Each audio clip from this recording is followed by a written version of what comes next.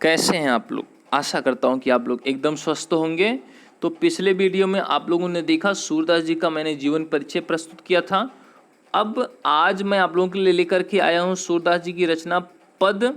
पद शीर्षक से यहाँ उद्गृत है, आप पढ़ेंगे। पद सूरसागर से लिया गया है। भ्रमर गीत परंपरा का एक श्रेष्ठ रचना है। भ्रमर गीत परंपरा का श्रेष्ठ रचना है जिसमें 4 पद आपके लिए प्रस्तुत हैं। आपके कोर्स में है 4 पद, जिसमें पहला पद इस प्रकार है, ध्यान दें। उद्धव जी को संबोधित करते हुए गोपियां कहती हैं, उद्धव तुम हो अत बड़भागी, अपरस रहत स्नेह तगा, तै नाहिन मन अनुरागी, और पुरैन पात रहत जल भीतर, तारस देह न दागी। ज्यों जल माह तेल की गागर, बूंद न ताको लागी, प्रीति नदी में पाऊँ न बोर्यों, दृष्ट रूप परागी, सूरदास अबला हम भोरी, गुर चाटी ज्यों पागी। आइए इसका अर्थ जान लेते हैं। तो इसका अर्थ इस प्रकार है, गोपियां कह रही हैं, ये संबोधन का भी चिन्ह होता है। देखिए संबोधन के लिए जो है यह भी चिन्ह है संबोधन का, और कामा भी लगा लेते हैं, ठीक है। तो उधो, हे उधो तुम बहुत ही भाग्यशाली हो, ये व्यंग है, उधो के ऊपर व्यंग है। गोपियां कह रही हैं, उधो आप तो बहुत ही भाग्यशाली हैं, आप वास्तव में बहुत भाग्यशाली हैं। क्यों कह रही हैं भाग्यशाली हैं?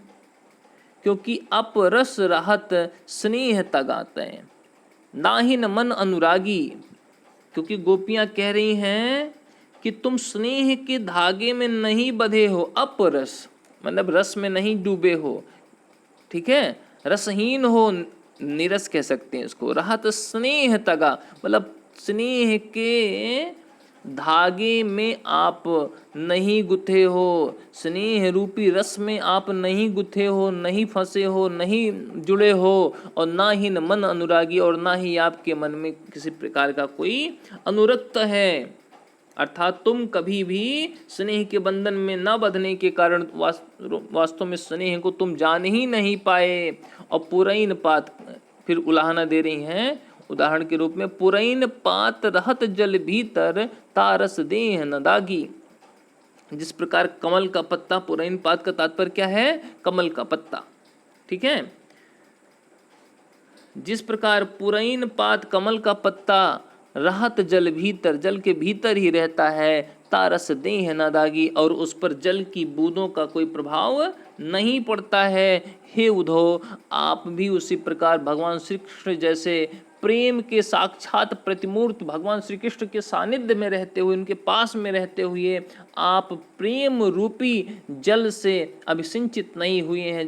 प्रेम रूपी जल का आपके ऊपर कोई असर नहीं हुआ है। यहाँ भी उलाहना ही है, गोपियाँ उलाहना देती हैं, ठीक है, व्यंग करती हैं। और फिर कहते हैं, ज्यों जल माह तेल की गागर, जैसे जल में तेल की गागर को डुबाया जाता है तो उसमें क्या होता है? बूंद न ताको लागी, उस पर जल की बूंदों का कोई प्रभाव नहीं होता है। ज्यों जैसे, ज्यों जल माह तेल की गागरी, बूंद न ताको लागी। जिस प्रकार जल में तेल की गागर को डुबे जाने से उस पर जल की बूंदों का कोई प्रभाव नहीं पड़ता है, उसी प्रकार हे उद्धव आपके ऊपर भी प्रेम का कोई प्रभाव नहीं पड़ता है। आपने कभी भी प्रेम नदी में पाँव न बोर्यो, दृष्ट रूप परागी। आपने प्रेम रूपी नदी में, यहाँ रूपक अलंकार है, ध्यान रखिएगा, प्रेम नदी में रूपक अलंकार है, प्रेम रूपी नदी में आपने कभी पाँव नहीं रखा है, और दृष्ट रूप परागी, और आपके दृष्ट में, आपके नजर में कभी प्रेम रहा ही नहीं है। तो हे उद्धव आप हमारे दुख को क्या समझेंगे, हमारे दर्द को क्या समझेंगे। और सूरदास अबला हम भोरी, सूरदास अबला हम भोरी, भोरी मने भोली, सूरदास अबला हम भोरी, गुर चाटी जो पागी। सूरदास की गोपियां कहती हैं कि हे उद्धव हम अबला जन क्या हैं? भोली हैं। भोरी का तात्पर्य भोली हैं। किस प्रकार भोली हैं? जैसे एक चींटी होती है, चींटियां होती हैं, गुड़ से अपने आप को जोड़ लेती हैं, गुड़ के प्रेम में वह आकृष्ट रहती हैं। जैसे चींटियां गुड़ से लिपटी रहती हैं, उसी प्रकार हम तो कृष्ण प्रेम में दीवानी हो चुकी हैं। अतः तुम चाह करके भी हमें कृष्ण प्रेम को भूलने के लिए विवश नहीं कर सकते। अच्छा, यहाँ अपरस रहत स्नेह तगा। देखिए, उपदेश कोई हमें तब भी दे सकता है। मीराबाई जी ने लिखा है कि घायल की गति घायल जाने। भाई, जो घायल होता वही घायल की गति समझ सकता, जो प्रेम किया है वही प्रेमियों की गति को समझ सकता है। जिन्होंने प्रेम ही नहीं किया है उन्हें प्रेमियों की गति का क्या अंदाजा होगा? नहीं होगा। आशा करता हूं कि आप लोगों को यह पद समझ में आया होगा। एक बार मैं पुनः इसका अर्थ बताता हूं, ध्यान से सुनिए। केवल अर्थ पर विशेष रूप से उद्धव पर व्यंग्य करती हुई गोपियां कहती हैं कि तुम वास्तव में बहुत ही भाग्यशाली हो, तुम स्नेह के धागे में नहीं बंधे हो, तुम्हारा मन उससे अनुरक्त नहीं हुआ, इसलिए तुम हमारी विरह की वेदना को नहीं समझते, इसलिए तुम हमारी विरह की वेदना को नहीं समझते। फिर आगे गोपियां कहती हैं, इसलिए हमें निर्गुण भक्ति का संदेश देने आए हो, क्योंकि तुम हमारी विरह वेदना को, हमारे कष्ट को नहीं समझते, इसीलिए तो तुम हमें निर्गुण का उपदेश देने आए हो, निर्गुण भक्ति का संदेश देने आए हो। परंतु तुम्हारे संदेश का हमारे ऊपर कोई प्रभाव नहीं पड़ेगा, तुम्हारे संदेश का हमारे ऊपर कोई प्रभाव नहीं पड़ेगा।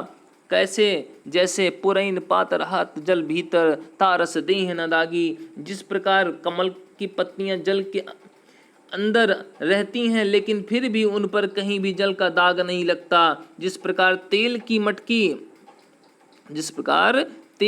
मटकी के जल के भीतर रहने पर भी उस पर एक बूंद जल नहीं ठहरता, उसी प्रकार से तुम्हारे द्वारा दिए गए निर्गुण भक्ति के उपदेशों का हम पर कोई प्रभाव नहीं पड़ेगा। क्यों? क्योंकि हम सभी कृष्ण प्रेम में इतनी मग्न हैं, कृष्ण प्रेम में इतनी मग्न हैं कि क्या है, हम लोग कृष्ण प्रेम में, उनके सौंदर्य में इतनी मुग्ध हैं, इतनी मग्न हैं कि उस पर तुम्हारे उपदेश कोई प्रभाव नहीं डाल सकते। जिस प्रकार तेल में डूबे हुए जल की गागर पर कोई प्रभाव नहीं पड़ता है, उसी प्रकार जल की गागर पर तेल में डूबे हुए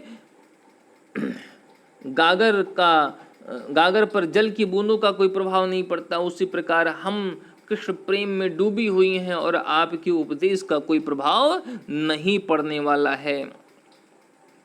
समझ में आ रहा है ना आप लोग को? ठीक है, बहुत अच्छे। फिर आगे कहती हैं गोपियां कि यदि तुमने कभी किसी से प्रेम किया होता, प्रीत नदी में पांव न बोरो, आपने कभी प्रेम की नदी में पांव तो डुबोया नहीं है, अर्थात आपने कभी किसी से प्रेम तो किया नहीं है। यदि आपने कभी किसी से प्रेम किया होता तो तुम हमें कृष्ण प्रेम को छोड़कर योग साधना को अपनाने का संदेश कभी नहीं देते। ठीक है, तो फिर आगे गोपियां कहती हैं कि हम, सूरदास जी की गोपियां कहती हैं कि हम अबला हैं, हम भोली भाली हैं, हम भोली भाली अबला हैं। और जिस प्रकार चींटियां गुड़ से चिपटी रहती हैं, लिपटी रहती हैं, उसी प्रकार हम भगवान श्री कृष्ण के प्रेम में डूबी हुई हैं, हमारे ऊपर आपके उपदेश का कोई असर नहीं है। ठीक है प्यारे विद्यार्थियों, आज के लिए बस इतना ही। अगले अंक में हम अगले पदों का व्याख्या लेकर के आएंगे। बस इसी तरह से आप हमसे जुड़े रहिए और पढ़ते रहिए। बहुत बहुत धन्यवाद।